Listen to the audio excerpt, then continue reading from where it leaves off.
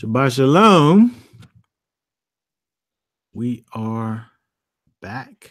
Shabbat Shalom. Shabbat Shalom. Shabbat Shalom, brother. Okay, all right. Who's that on the phone line over there? It's Brother Craig. Oh, hey, how you doing? All right. I'm doing pretty good. How you doing? I'm all right.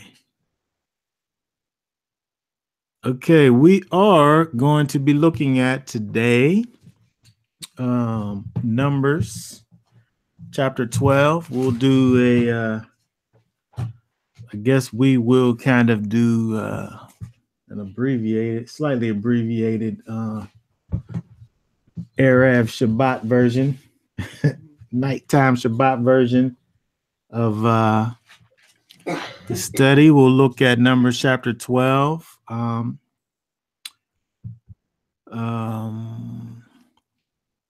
gonna pull that out. I'll probably just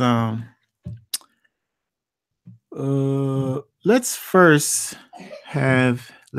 read. I think it's only 16 verses. We'll read them and then we'll go back and go through some things here. Let me pull this up here. Numbers. That looks crazy.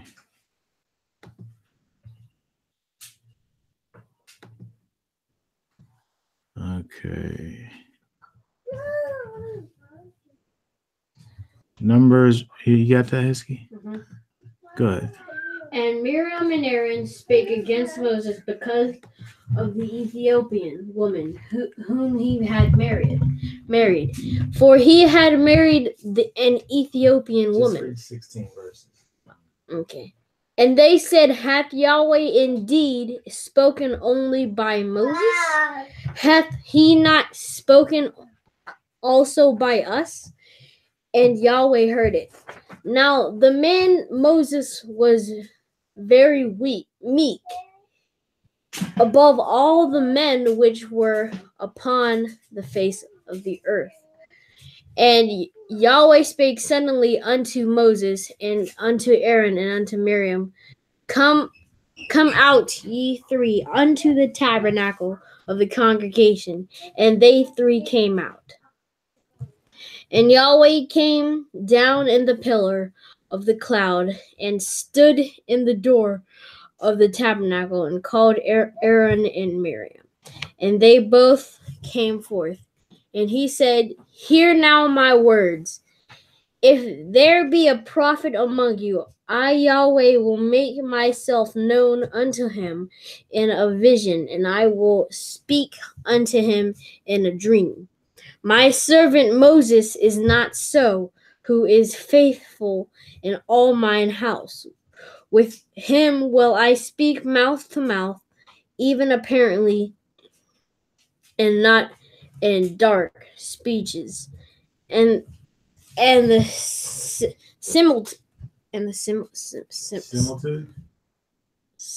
similitude of Yahweh shall he behold. Wherefore then were ye not afraid to speak against my servant Moses? And the anger of Yahweh was kindled against them, and he departed. And the cloud departed from off the tabernacle, and behold, Miriam became leprous, white as snow. And Aaron looked upon Miriam, and behold, she was leprous. And Aaron said unto Moses, Alas, my master, I beseech thee, lay not the sin upon us, wherein we have done foolishly, and wherein we have sinned. Let her not be as one dead, or of whom our flesh is half consumed, when he cometh out of his mother's womb. And Moses cried unto Yahweh, saying, Heal her now, O El, I beseech thee. And Yahweh said unto Moses, If her father had had but spit in her face. Should she not be ashamed 7 days? Let her be shut out from the camp 7 days, and after that let her be received in again.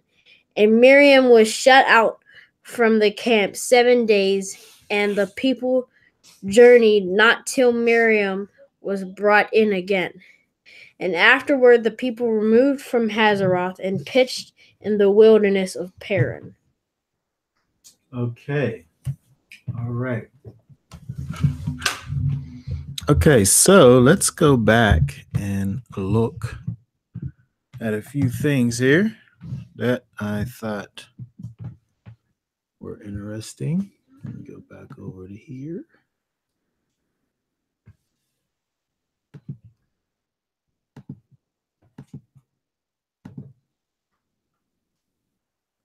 All right. Okay, if we go back to the first verse, we see where it says, then Miriam spoke against Miriam and Aaron. It says, then Miriam and Aaron spoke against Moses because of the Cushite woman whom he had married. Okay, so, we read the whole chapter. We looked at this thing here. The thing that I thought about initially was, Miriam has all of this to say.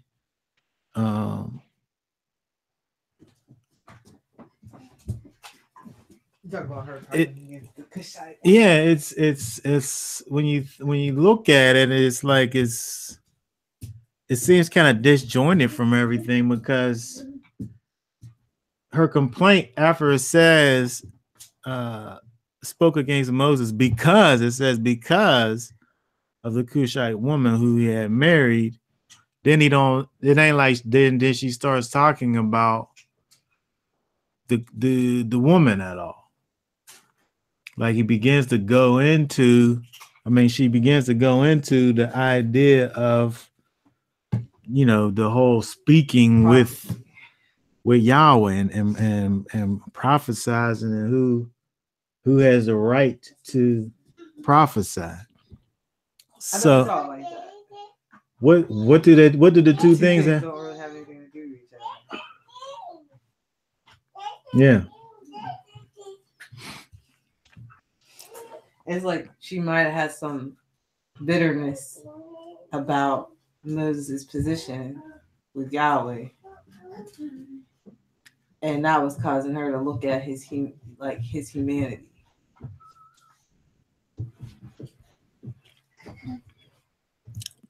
Yeah, but the way you saying it is kind of in reverse, though, because she brings up this thing, his earthly relationship. Yeah.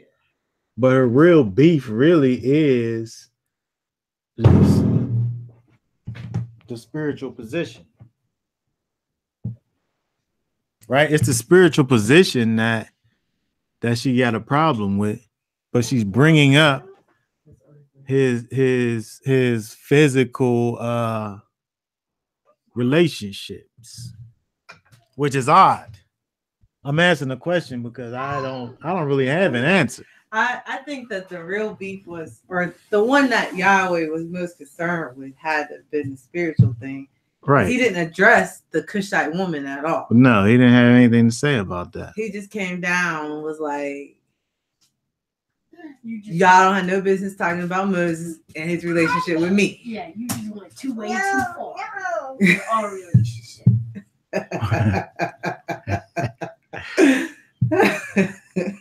But my thing is just, just first of all, just looking at this thing, is that what does this even have to do with anything? Like, why? Hold on, what's that say right there? Is that key? I'm trying to figure out, like, because in the English is right there. What does your book say? Oh, you ain't looking at it?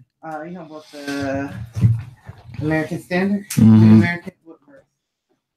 1. the first verse. Mm-hmm. 12, verse 1. Then Miriam and Aaron spoke against Moshe because of the Cushite woman whom he had married, for he had married a Cushite woman. Yeah. So your book says because. Mm-hmm. Let's see here. That's verse 1. Mm-hmm. What's that there say?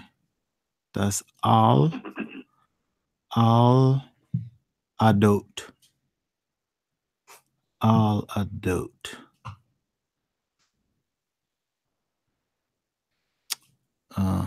So I guess there is kind of like a causative kind of a thing going on here with, it's translated as because, as if that's the reason.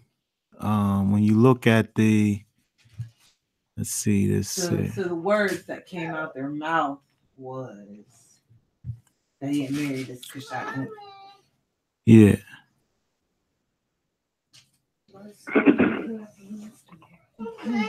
Exactly. But then it says here in verse 2, then it gets to the chase. And they said, has Yahweh indeed spoken only through Moshe? All right, so I'm gonna get to that point, but we can't even figure out why Miriam and Aaron, why did they bring that out in the first place? Well, can you hear me, brother? Yeah, you got something to say about it? What you think? Yeah, well, they was commanded, you know what I'm saying, to not marry into other nations because Yahweh told them that they would, turn their heart away from them.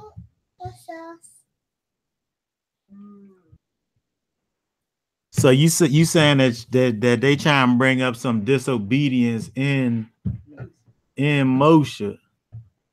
Oh, by the way, you disobedient, breaking Torah. How you gonna sit up here and be the one being the mouthpiece for the Most High? So you saying this is like a strike against his character is what you talking about?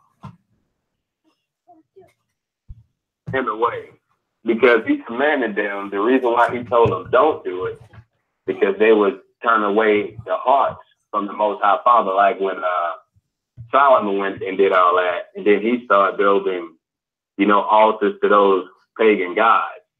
So the sin was that, fear of your heart, you being persuaded, and you turn from Yah. Okay, so that's an interesting perspective, right? So, but to say that, I would say that they're saying that in order to try to bring some strike against Moshe, then we gotta say that that's some other wife outside of being Zipporah. Because otherwise, if it's Zipporah, then you're talking about a command that came after the commandment.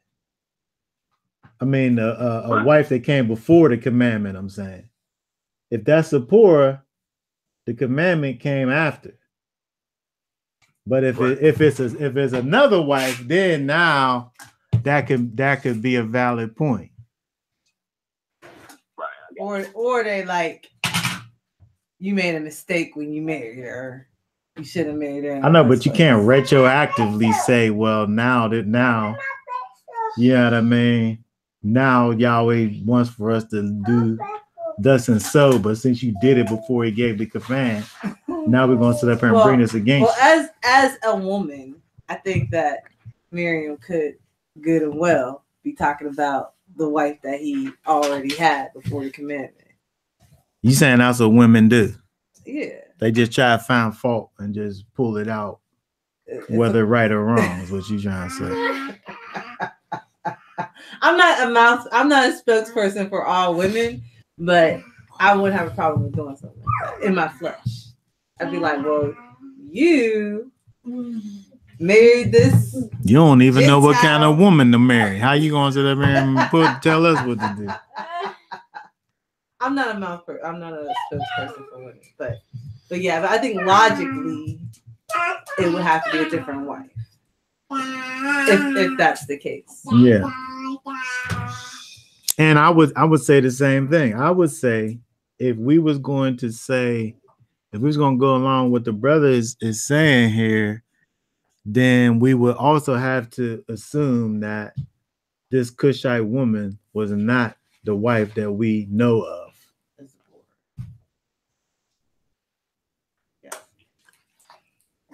And with that in mind, depending on which commentators you're looking at, determines who this is, right? Some people do say, well, yeah, this can't be Zipporah. This is somebody else.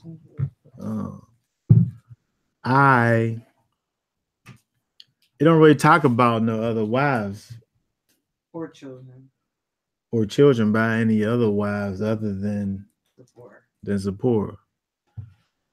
So when we look, I've seen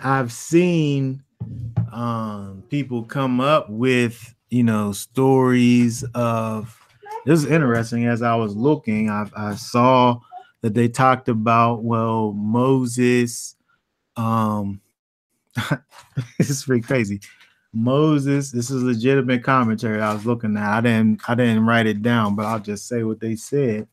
Because of the fact that Moses spent so much time with the Most High, Zipporah was so dissatisfied with what was going on. They had got divorced,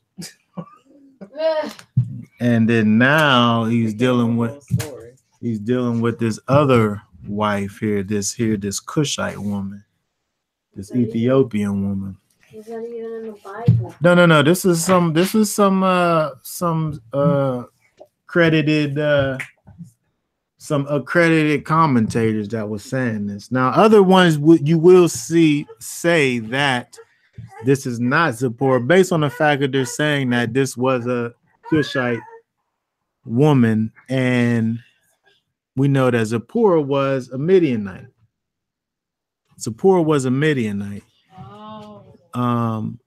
So the question then becomes, well, if it's talking about Zipporah, we know that Jethro was this Midianite priest. Her father was this Midianite priest. So she was also a Midianite. How can she be called a Cushite?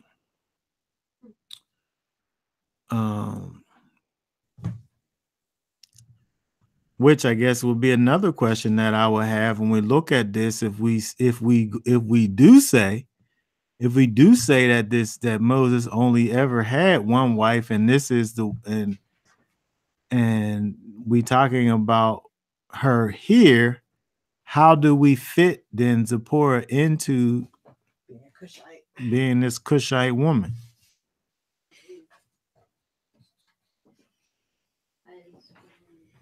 Do you have a real answer, or you just what is it?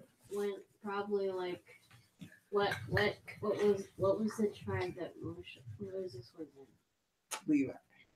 Levi? Yes. Okay, never mind. I thought if Moses was a Cushite then. No. In marriage. No. If she was born in the no. Okay, so again, if Zipporah was a Midianite, how can we logically say that she is this Cushite? Do you might have any answers to that? Was it she's Midian now. I can't remember. I know the connection is escaping me right now. Okay, so let me pull this up here. Let me pull this up here.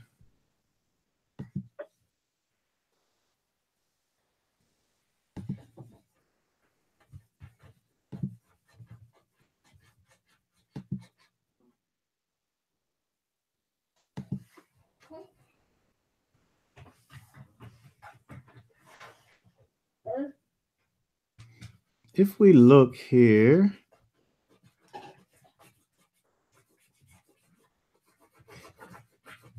something about the Midians.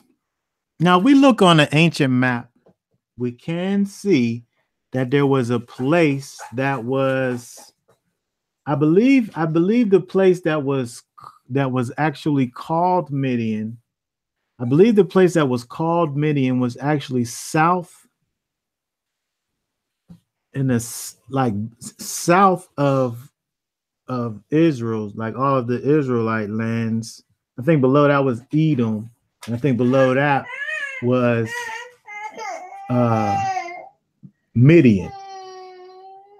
So there was a place that was literally called Midian.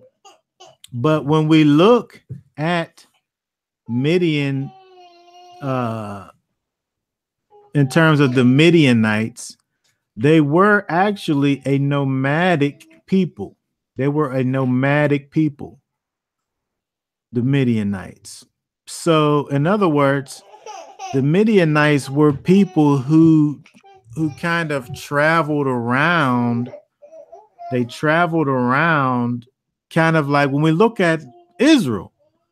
When Israel, through the 40 years that they went through the wilderness, they lived a nomadic life, as to where they were a people.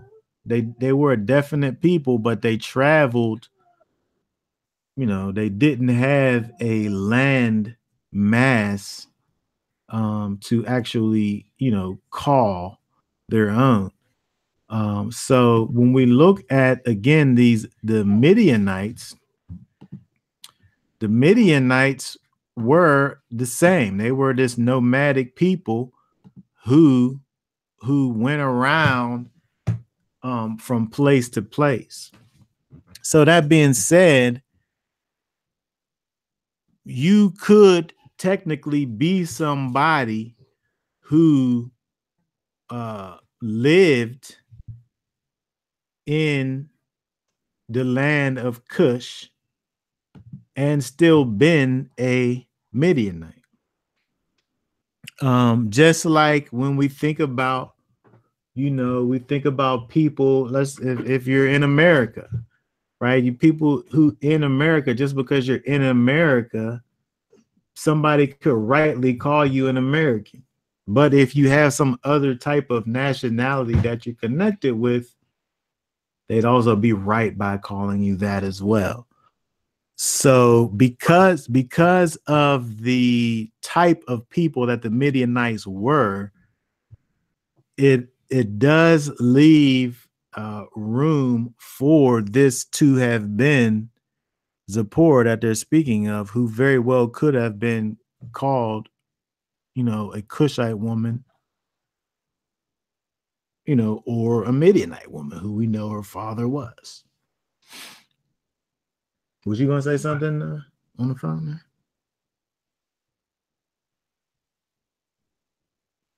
Craig, was you gonna say something? Oh no, I was saying that I always found it strange that Jethro was a priest too.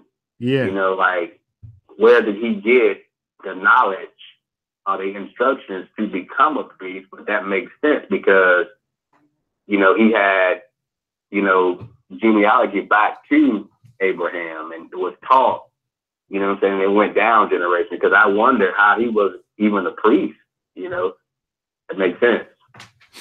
Yeah. Well, yeah, he was a Midianite priest. So they did have, they didn't have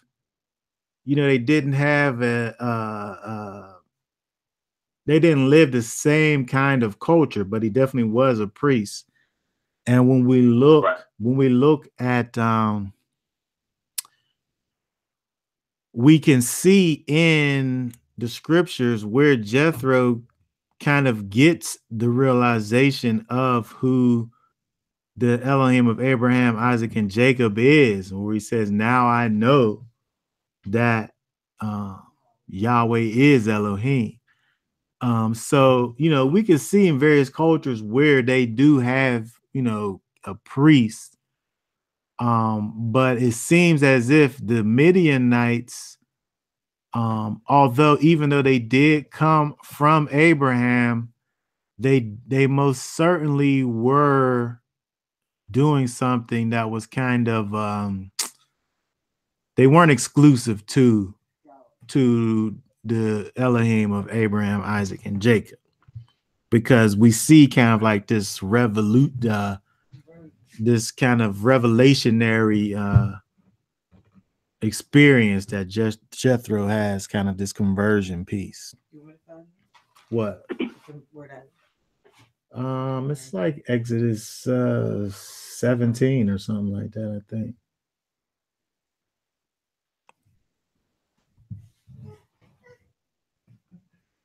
It's like 8:17 or 18 or something like that.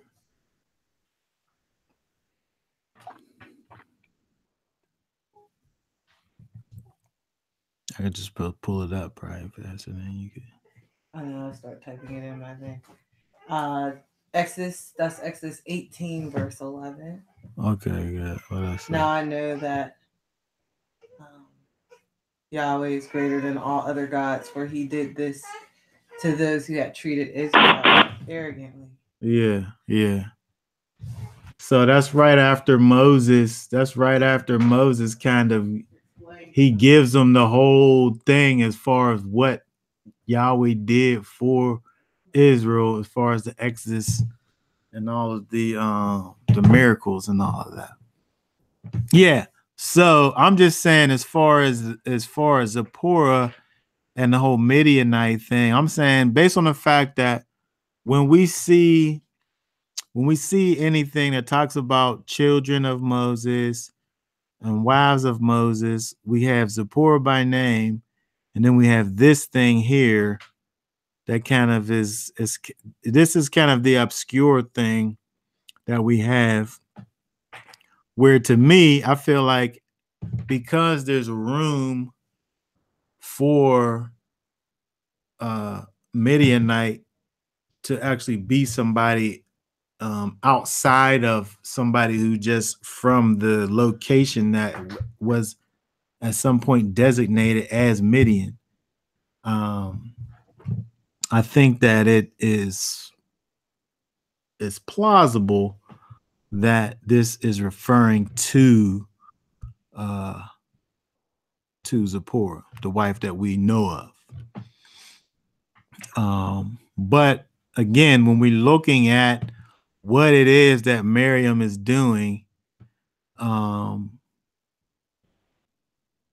it's almost mean. It seems like what she's doing. She's just kind of just being like, wouldn't say that, but it just seems like it's just real, just mean. It's just mean, right? Okay, so again, she don't have nothing nice to say. No, she don't. So again, in verse 1, she brings up, and I keep on saying she, because I really feel like Miriam took Aaron's hand and brought him over to the situation and started talking. Right? She brought Aaron over, and Aaron is just standing there. He ain't saying nothing for or against, but his silence is putting him on the wrong side of things, right? He should have been like, Miriam. He should have been like, you need to shut your mouth. That's what he should have said, but he didn't say nothing. So I keep on saying she said, but we look at the verse, it says they said. verse 2, and they said in verse 2, has Yahweh indeed spoken only through Moses? Has he not spoken through us as well? So again, when we think about what's actually going on, right? Her gripe starts off wrong, I'm saying, because she bringing up the wife, which seems totally disjointed, unless we say that it's her trying to bring up some negative thing about maybe his judgment or whatever. So she puts the judgment of Moses in question by bringing up the wife. Verse 2, has Yahweh indeed spoken only through Moses? Has he not spoken through us as well?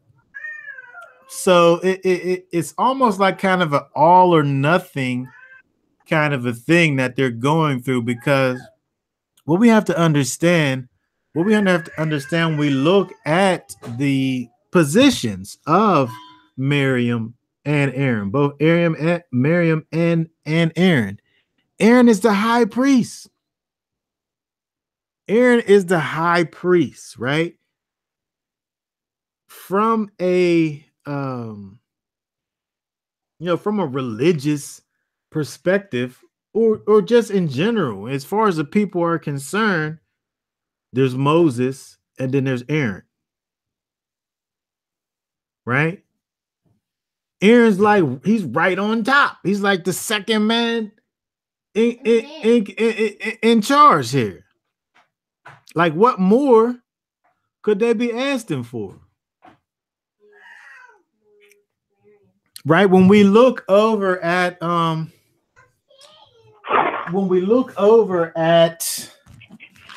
Exodus chapter 15, look at Exodus chapter 15, where we have the Song of Moses. They go through the Song of Moses all the way down to verse 20. And it's Exodus 15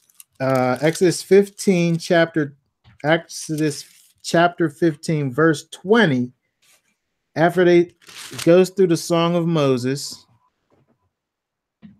15:1, then sang Moses and the children of Israel this song unto Yahweh, and spake, saying, and then they go on through the whole Song of Moses all the way up to verse 20.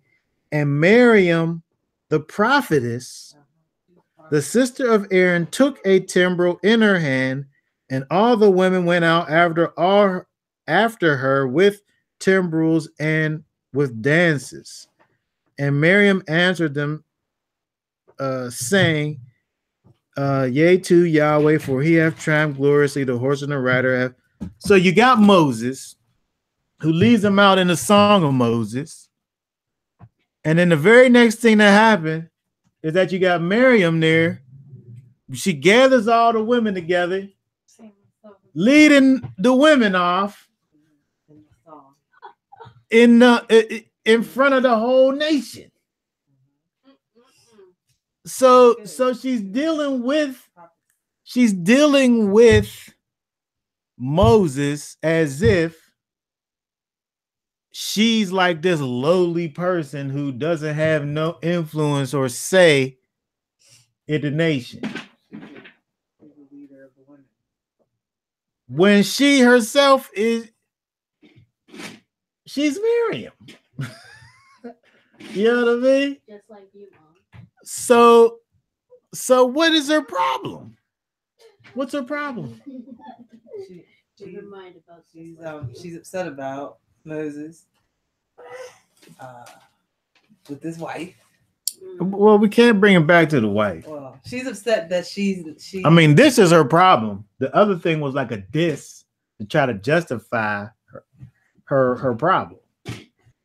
She brought up what she brought up to try to justify her problem, which this is her problem here. But I'm saying, what's her problem? Because it's not as if she doesn't have a voice. thinks they should have more. Yeah.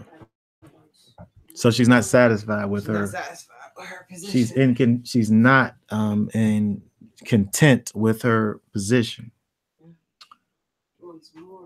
Yeah. So when we look at this, looking at this on from the outside, looking in, we're able to see a few things here. A few things what not to do, right? How not to be. Yahweh, first of all, has put her in. She's in a power position, right? She's in a position of influence as it is, but she's dissatisfied with the place that the Most High has obviously placed her in.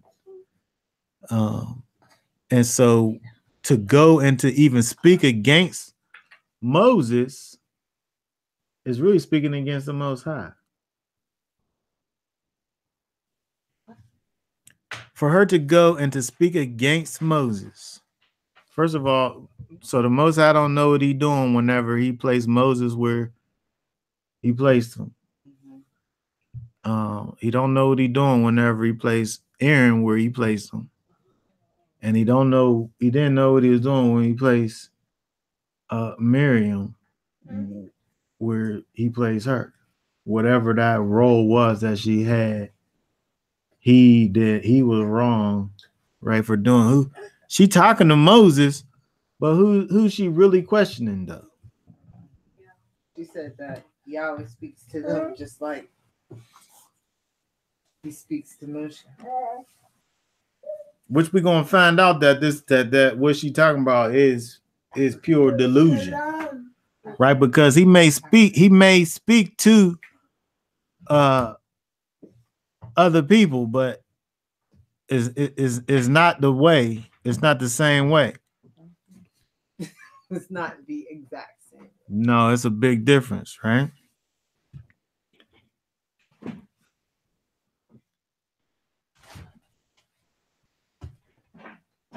Okay, so we'll get into that.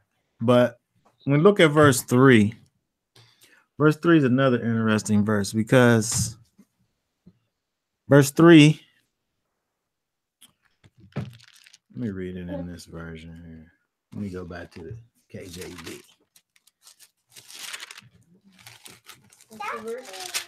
Verse 3.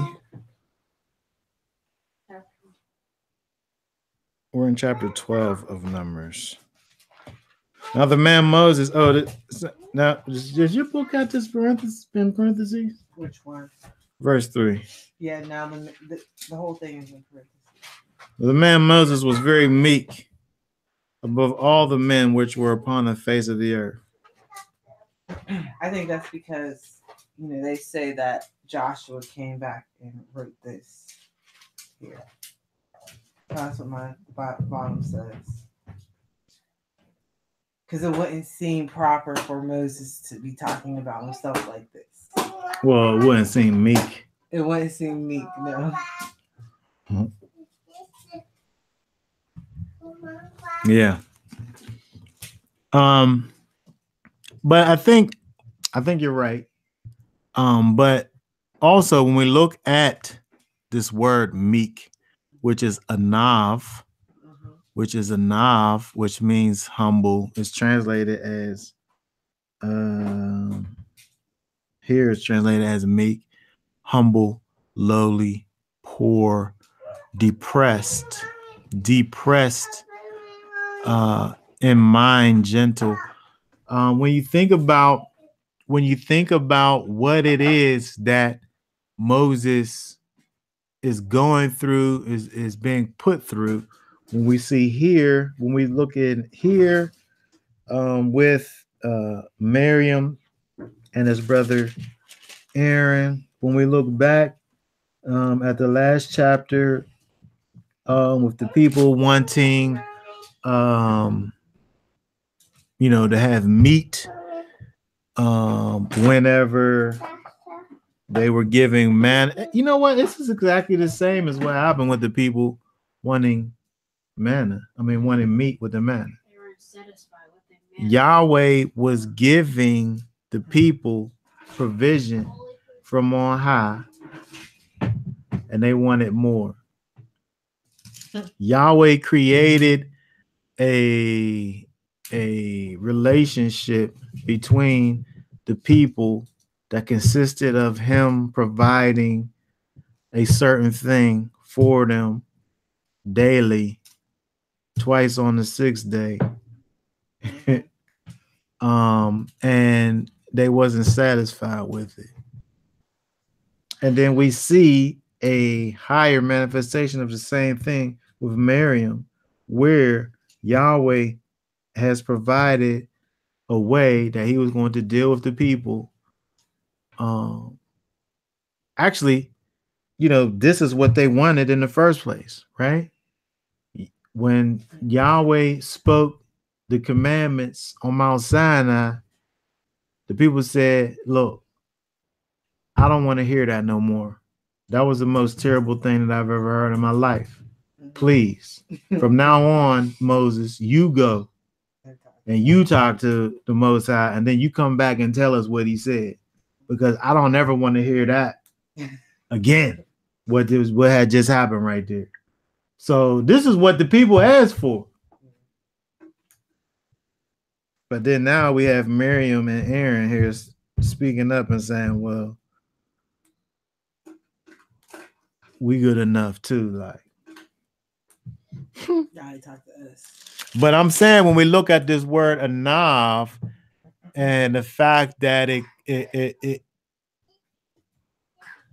it means to depress or something that is depressed, you can potentially look at the condition of a person that has to sit up here and deal with all of these complaints and this chiding over and over again, whether it be from all the people or whether it be from the people that's closest to him on the earth, his sister and his brother. And even though, we can look at this and say, well, yes, this is something that has been placed here after the fact in regards to Moses. But even when we look at this parenthetical thing, I think we can see two things from it. We can look at it from the perspective of it dealing with his actual meekness, is the fact that now again, you got these people sitting up here saying all of these things, and Moses is really not even saying nothing about it. You could look, no, he didn't say anything. You could look at it from that perspective in terms of that is an example of his meekness, of his humility, of his lowliness and his humbleness. But you could also look at it based on that word anav, and it can show you that, this could potentially be describing the place that all this chiding is putting him in. Yeah. Is where he's just beat down by all these people sitting up here coming against what Yahweh has put in place. I just looked at this. It says the word study here. It says anav is an adjective meaning poor, oppressed, afflicted. So he's. I believe when you afflict your soul is this. I believe. When you put your soul under. Yeah. So it makes sense that he could even say that about himself. Yes, in that regard, he can say that about himself. He has been. When you talk about being poor, if you're poor, you're deprived of riches, right? So these people could literally deprive him of all of his emotional riches by taking him through all of this stuff, all this complaining, all of this chiding that they're doing, all of this murmuring and dissatisfaction that these people have over and over again could just be draining all of his emotional riches from him, causing him to be poor and depressed and afflicted in his soul. I was thinking about how now all the people was coming up to him all this time, Mhm. complaining, we tired of this manna. We remember when we used to eat them leeks and stuff. Where's our meat? All you got was Fish freely. Where's the water? You know what I mean? You brought us out here to die. Now, out of everybody there, the people who should have been on his team, on his side, Miriam and Aaron should have been on his side, right? They should have been on. Yeah. They should have been on Team Moshe. Anytime somebody came up, they should have been like, hold on now. They should have been the ones. They should have been the ones to be like, hold on, who you talking about? You're not talking about Moses. You're not talking about him. You're not gonna be talking. You know what I mean? But instead of them saying, okay, instead of them talking about, defending him and everything like that, now they're putting themselves in the same position as the people and coming up against him with accusations. He got no physical people to depend on. Other than Joshua.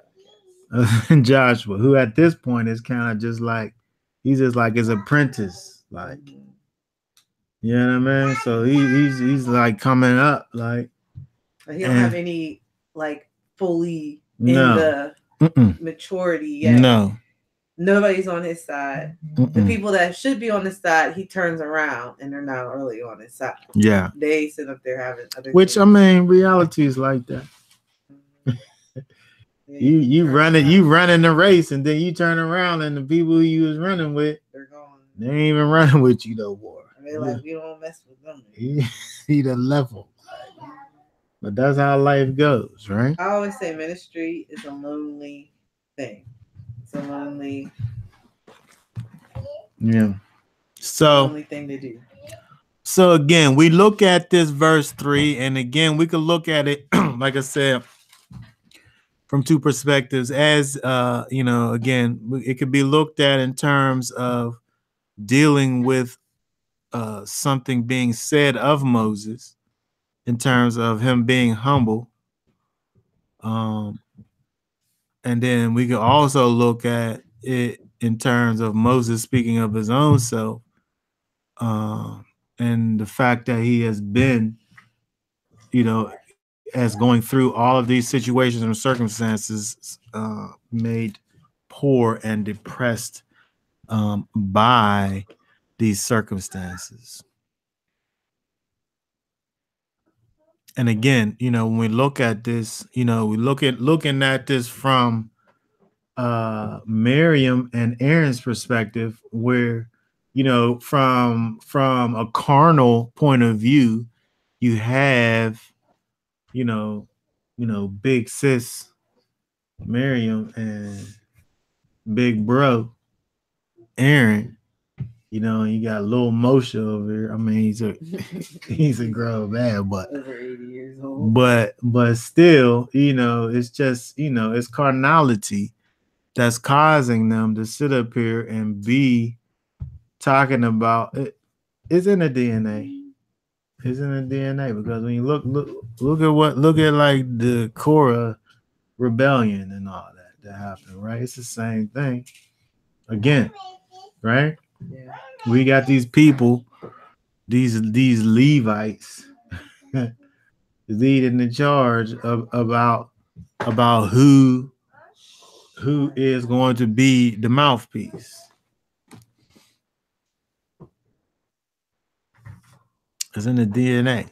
So when we look at verse 4, and suddenly Yahweh said, Yahweh don't give nobody a chance to sit up here and continue with all of this foolishness that's coming. It says, and suddenly Yahweh said, Yahweh jumped right to the defense of his beloved servant Moshe, who, being that he was the most humblest person, I was on his side. Yahweh says, he said to Moses and Aaron and to Miriam, you three come out to the tent of meeting. Y'all just come around here just right now, right? So the three of them came out, verse 5. Then Yahweh came down in a pillar and of a cloud and stood at the doorway of the tent, and he called. So first he calls the three of them, and the three of them come. And then now out of the three, he calls four, Aaron and Miriam. And then he said in verse 6, hear now my words. If there is a prophet among you,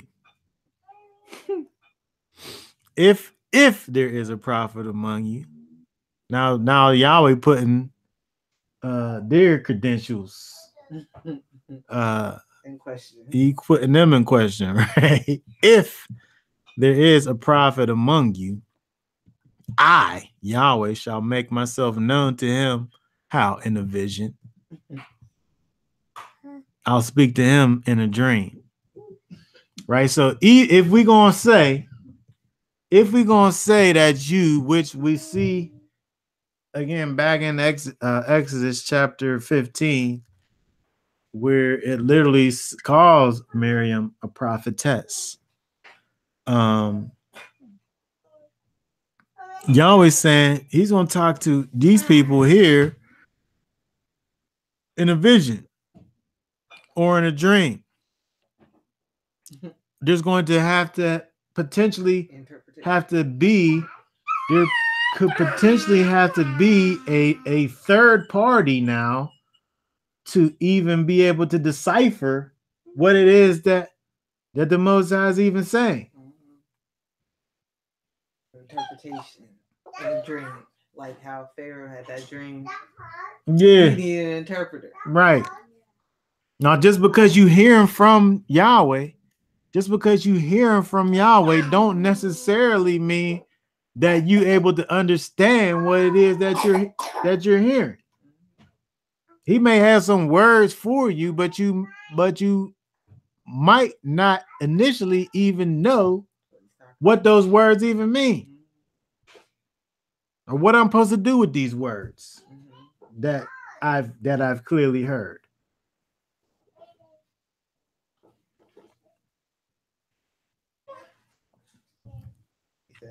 Not so with my servant Moses. He is faithful in all my household. With him I speak mouth to mouth, even openly, and not in dark sayings. The complete opposite. Moshe don't got that problem. He don't have dark sayings. No, he don't deal with that. Yeah, he knows exactly what it is that the Most High is saying. There's no obscurity involved.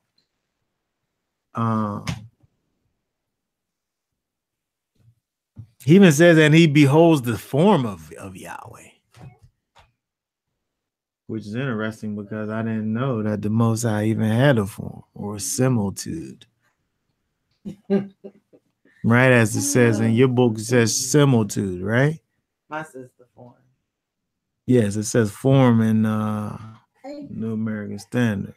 That word is tamuna. Fashioned out as a shape, embodiment, manifestation, image, likeness, similitude.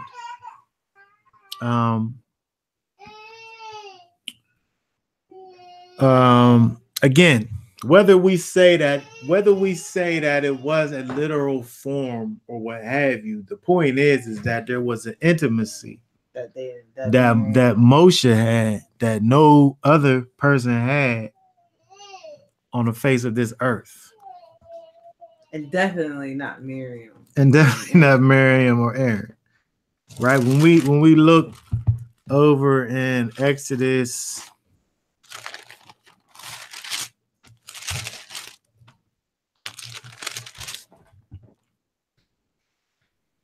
when we look at Exodus 33, verse 10, it says, and all the people saw the cloudy pillar stand at the tabernacle door, and all the people rose up and worshiped, every man in his tent. Verse 11, And Yahweh spake unto Moses face to face, as a man speaks unto his friend. And so when we look at the relationship that the Most High had with Moshe, it was face to face. Now, again, it's using this terminology, what we call this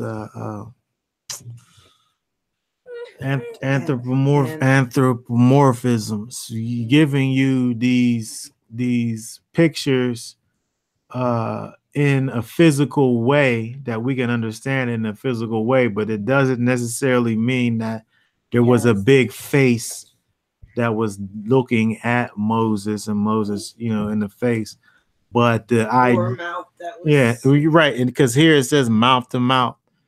But the idea is giving us the idea of the closeness of the relationship that Yahweh had with Moses, or that Moses had with the Most High, that did not exist with any other human being. He makes a distinction. Right. I was thinking about with mouth to mouth, that the mouth is the opening. What is within comes out, and so what comes from Yahweh directly comes out of Moses. You know what I mean? Right. He's the mouthpiece. He's the mouthpiece of Yah. Mm-hmm. Which, with no middleman, right? And there's no kind of there's no obscurity involved here, right? So I thought it was interesting. After he says all of this, right? He beholds the form. I speak to him mouth to mouth, even openly, not in dark sayings. Why then were you not afraid? Oh, there you go. Why then was you not afraid to speak against my servant?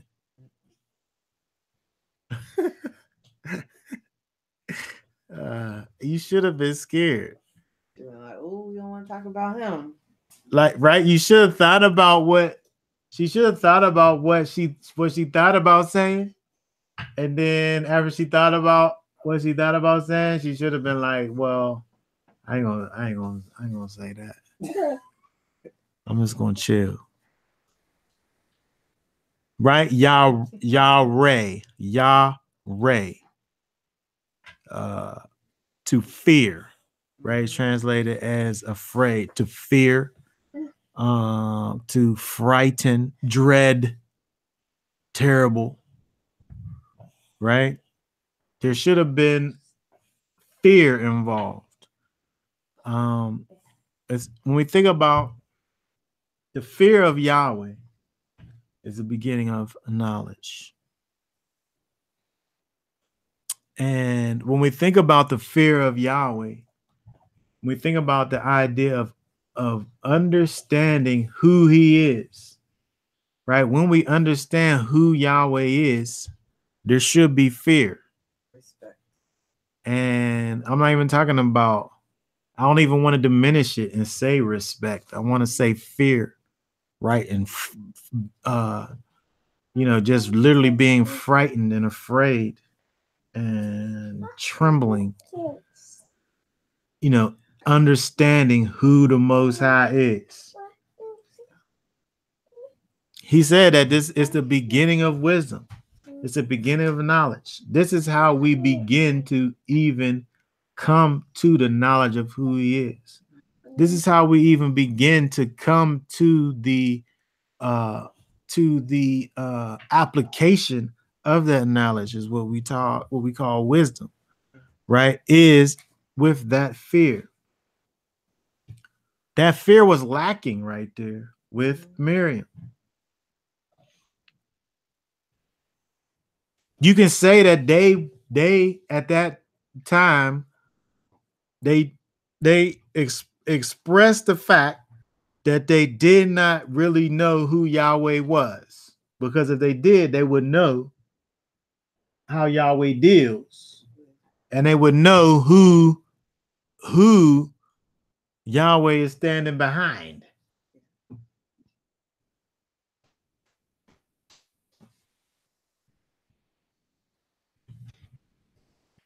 And he asked the question, why then were you not afraid to speak against my servant, against Moses?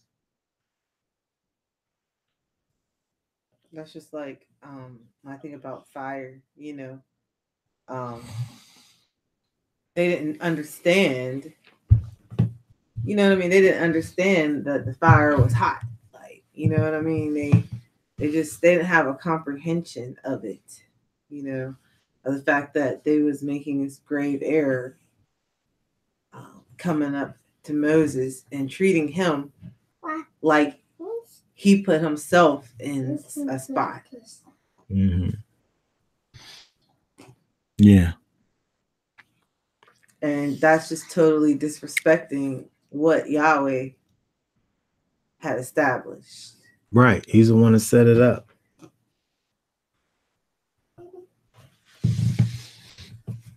So we see what happens here, right? We look at Yahweh. It says that verse 9. So the anger of Yahweh burned against them, and he departed. This was they got a beating, right? So we look at verse 10. But when the cloud had withdrawn from over the tent, behold, Miriam was leprous, as white as snow. And Aaron turned toward Miriam, she was leprous. Right? So when we see the whole time it's saying they said, and they went up to Yahweh calls both Miriam and Aaron to come forward and to hear what he has to say about everything. But when it's all said and done, Miriam is the one that got leprosy. Which, when you look at that, to me, it just causes me to look at this and see that Aaron was this silent participant, where he was there. I feel like it was held against him.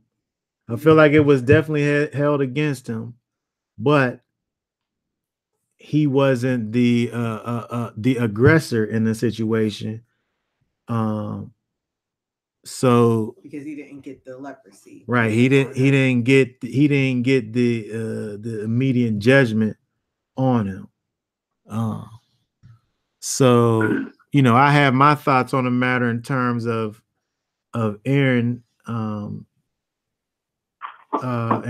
my 3 strikes rule that applies to Aaron. So as far as Aaron is concerned, it seems as if we got him. This is his second strike. It's his second strike. And when you look at Aaron and his 3 strikes, they're all the same. The sin is exactly the same. The silence. I don't know if Craig has. Well, yeah. Craig wouldn't know of my thing, but I'll say it.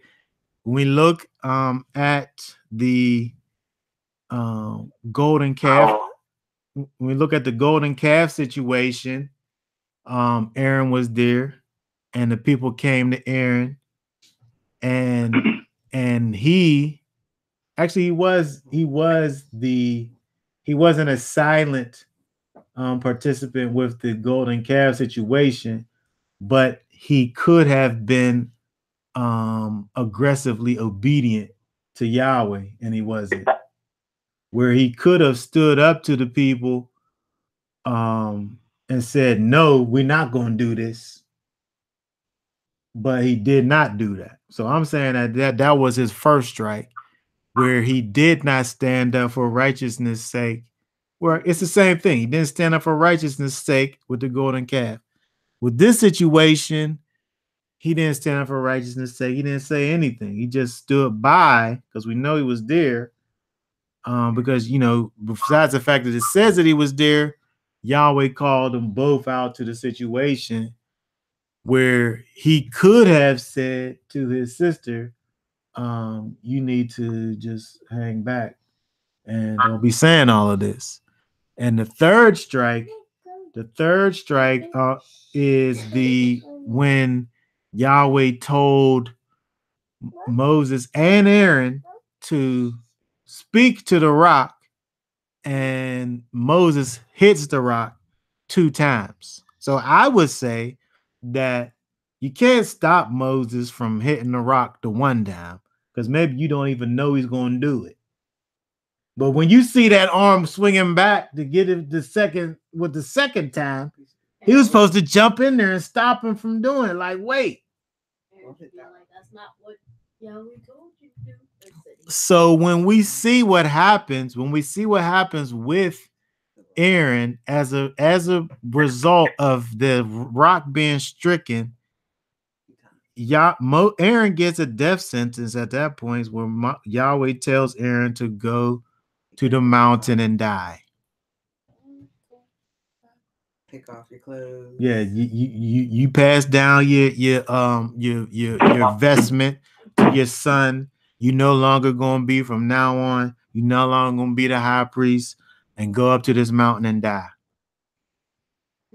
So, but when you look at what the transgression of Aaron is, him standing in the way, not standing up for righteousness, and just letting these things go on in front of him without having anything to say against it, which, again, it is a lesson for us, right? We can't be these silent participants of unrighteousness.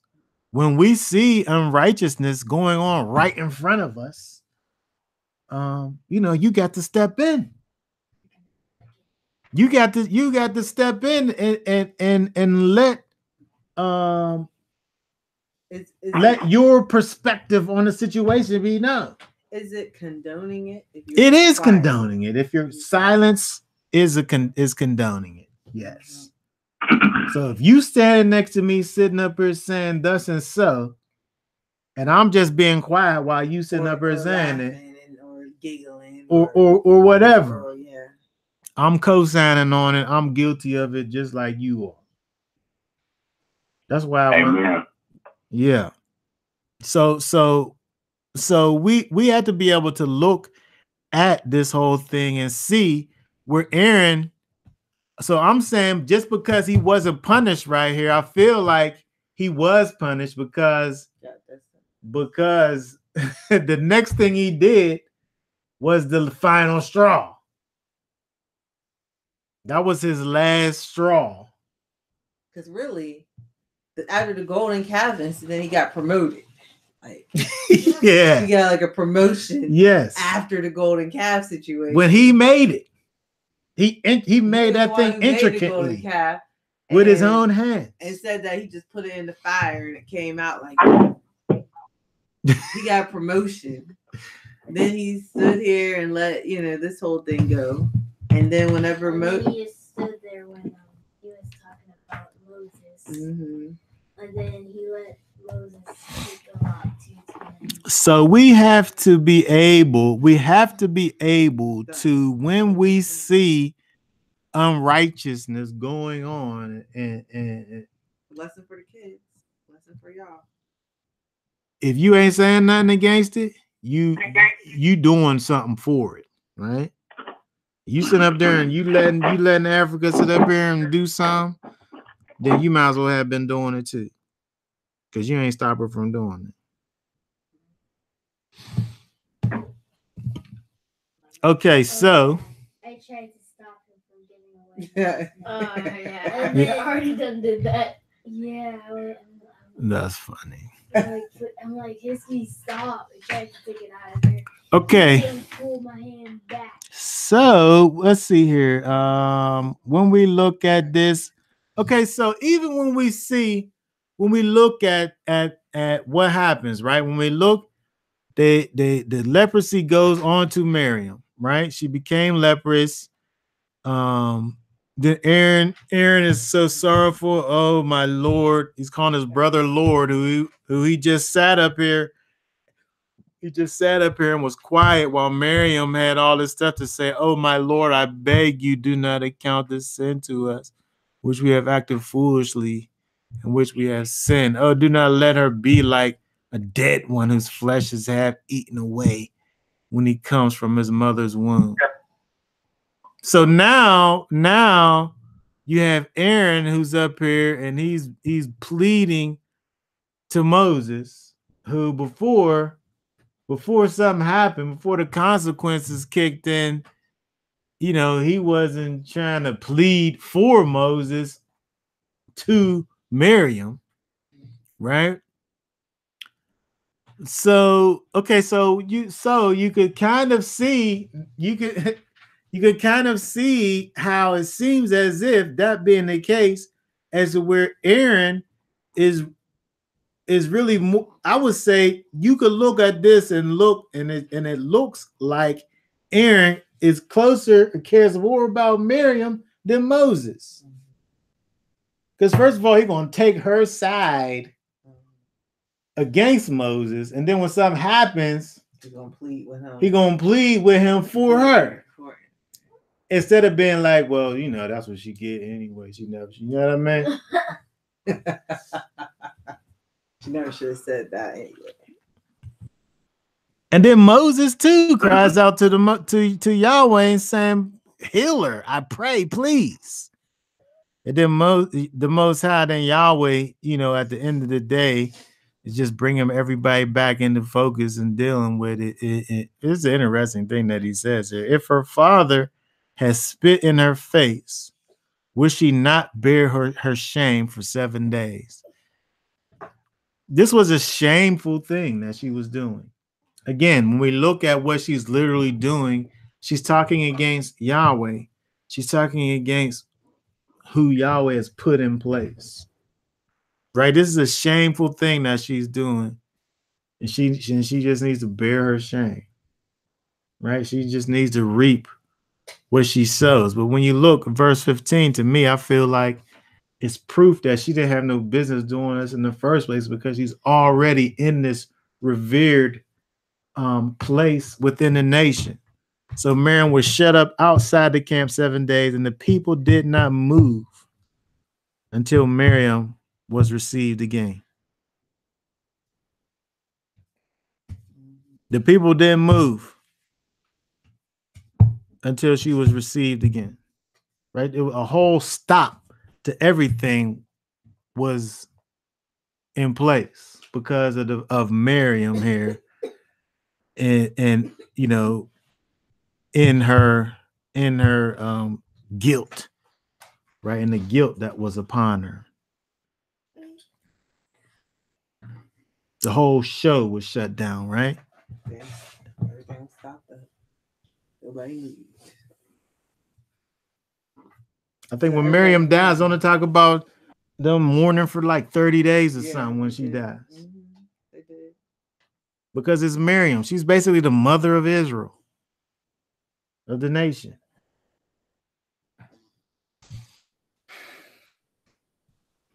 So if there's anything for us to learn about this, I would think about, first of all, understanding where it is that Yahweh is placing you. We got to be able to understand what it is Yahweh is doing in us and is having for us to do. And be satisfied with that. Yes, absolutely. And we can't sit up here and look at what he's doing with other people and try to compare, because, you know, there's a thing for you to be doing.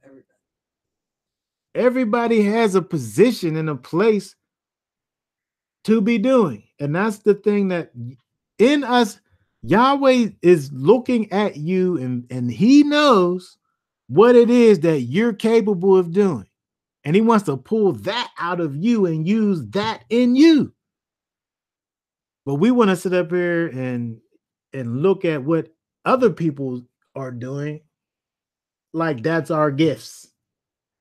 Or we want their gift. We covet their stuff. Yeah.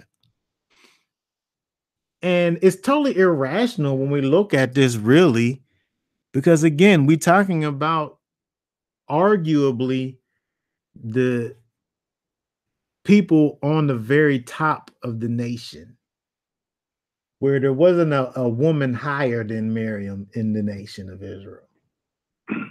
They don't talk about them. Who are they at this time? No. You don't know nobody other women's names. And Yeah, but those people are obviously just like regular people, high, though. yeah. You know what I mean? So they're not like part of the leadership. No. Okay, so that being said, are there any thoughts or comments or questions about anything?